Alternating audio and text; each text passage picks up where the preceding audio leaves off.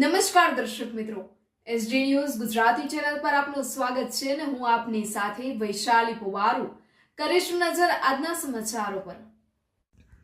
અંકલેશ્વરથી અંકલેશ્વર નગરપાલિકાની કાર્યવાહી, 45 જર્જરિત ઇમારતોના માલિકોને નોટિસ ફાટવાઈ। ચોમાસા પહેલા સુરક્ષા પગલાં તરીકે અંકલેશ્વર નગરપાલિકાએ શહેરની 45 જેટલી જર્જરિત ઇમારતોને ઓળખી તાત્કાલિક નોટિસ પાઠવી છે। નગરપાલિકા દ્વારા કરવામાં આવેલા સર્વેમાં પડતર હાલતમાં આવેલી મકાન અને એપાર્ટમેન્ટની ઓળખ થયા બાદ મિલકત ધારકોને ઇમારતો પોતાના ખર્ચે ઉતારવા તાકીદ કરવામાં આવી છે। જર્જરિત ઇમારતોથી કોઈ દુર્ઘટના ન સર્જાય તે માટે નગરપાલિકા દ્વારા આગમચેતીના ભાગરૂપે પગલાં ભરવામાં આવી રહ્યા છે। પાલિકા તંત્રએ જણાવ્યું છે કે મિલકત ધારકોને જરૂરિયાત હોય તો નગરપાલિકા તરફથી મદદ પણ આપવામાં આવશે। પ્રી મોન્સૂન કામગીરી અંતર્ગત સુરક્ષા માટે નગરપાલિકા સજ્જ હોવાનું જણાવાયું છે। Reporter Jayesh Prajapati, SD news Gujarati, Ankleshwar.